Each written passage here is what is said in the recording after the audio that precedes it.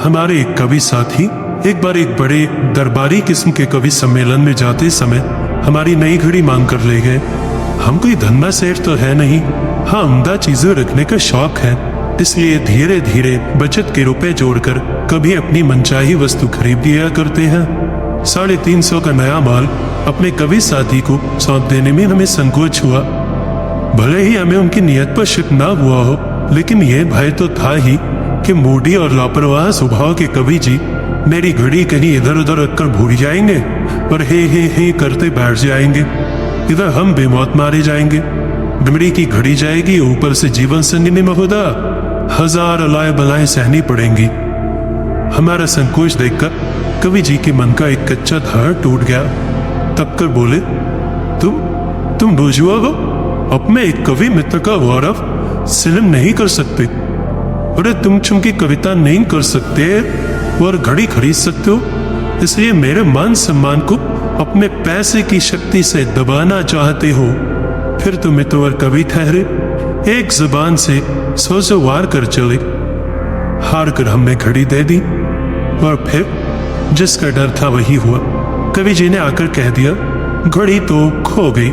सुनकर जब मेरा चेहरा उतर गया तो गरज कर बोले, मैं ब्लड बैंक में अपना खून बेच कर चाहे क्यों न जमा करूं, लेकिन 450 रुपए कहीं से भी लाकर तुम्हारे मुंह पर फेंक कर मारूंगा।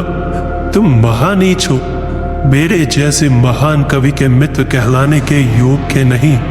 आते ही तुमसे ये तो न पूछा गया कि कहो मित्र, तुम्हें वहां कैसा यश मिला। अपनी घड़ी का रोना रोने बैठ गए।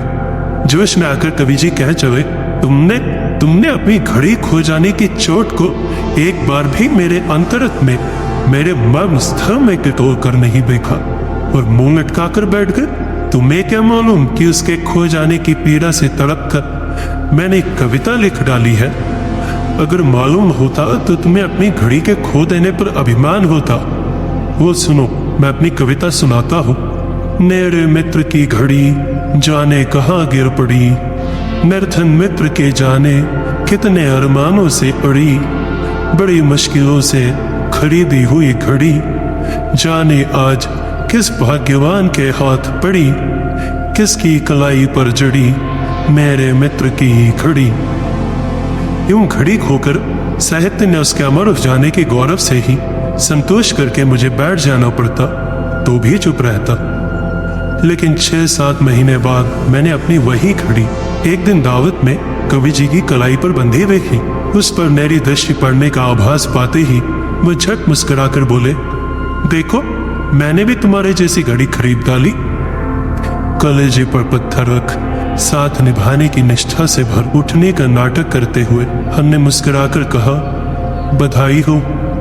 और सुनिए, आपको एक रोमांटिक कवि का किस्सा सुनाते हैं। प्रेम करना कवियों का जन्म सिद्ध अधिकार है।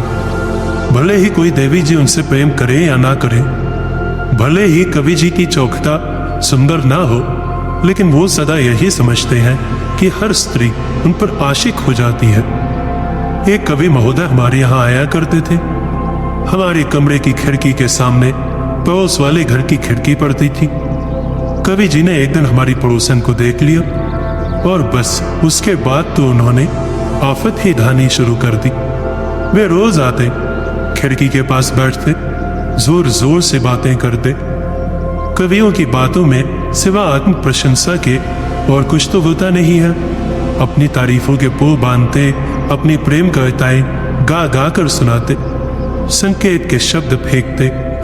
हमारी पड़ोसन बेचारी बड़ी ही भली महिला थी। हमने कई बार कवि जी को समझाया। वो तमक कर बोले, तुम क्या जानो जी। अरे मैं दावे के साथ कह सकता हूँ, कैसी भी सती साध्वी हो, साक्षात स्वर्ग की देवी ही क्यों ना हो, मेरे प्रेम पाश से बचकर कोई स्त्री कहीं जा ही नहीं सकती। मैं प्रेम की तकनीक का मास्टर हूँ, मास्टर। इस तरह कवि जी अपनी करनी से बाज ना आए। वो उस महिला ने हमारी गृह लक्ष्मी से उनकी शिकायत की। श्रीमती जी सत्याग्रह करने पर तो नहीं कि इस कवि का घर में आना जाना बंद करो। हम बड़े धर्म संकट में पड़े। कवि साथी का साथ निभाए, यह जीवन साथी का। कवि जी को यदि रोकते हैं तो बाहर जाकर वह अपनी करतूत तो कहेंगे नहीं, उल्टे हमारी झूठी बदनामी ही जगह जगह करते फिरेंगे। एक बार पहले भी हम इनसे भुगत चुके थे।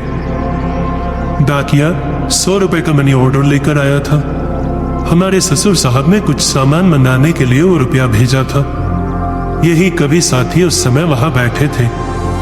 हम मनी ऑर्डर फॉर्म पर दस्तखत कर देने व्यस्त हुए और कवि जी ने डाकिए के हाथ से नोट लेकर गिनना आरंभ कर दिया। गिनकर उन्होंने वे नोट अपनी जेब में ऐसे इत्मीनान से रखे मानो वे उनके लिए ही आए हो। हम बड़े घबराए, उनकी चिरौरी करने लगे। कवि जी बोले, मेरा मूड खराब मत करो जी, देखते नहीं कैसी घटा उमड़ी है, कैसा सुहावना मौसम है। हमने भी इतनी बड़ी रकम को हाथ से यूं न जाने देने का निश्चय कर लिया। एक बार कवि मित्राई निभाने में घड़ी से हाथ धो ही चुके थे। हमने जबरदस्ती अपना रुपया छीन लिया। कवि जी तब से आज तक हर जगह यही कहते फिरते हैं कि हमने अपने घर बुलाकर उनकी जेब से 100 रुपए के नोट जबरदस्ती निकाल लिए। इतना ही नहीं, उन्होंने कविता भी लिख डाली और भूमिका बांधकर ये कविता हर जगह सुनाते थे। इसी कारण से हम अपने इन रोमांटिक कवि साथी को घर से निकालते हुए डर रहे थे, लेकिन हमारी पत्नी ने उन्हें घर से निकालकर ही दम लिया। इन घटनाओं से आप स्वयं ही सोच देखिए कि कवि का साथ निभाना कितना कठिन होता है।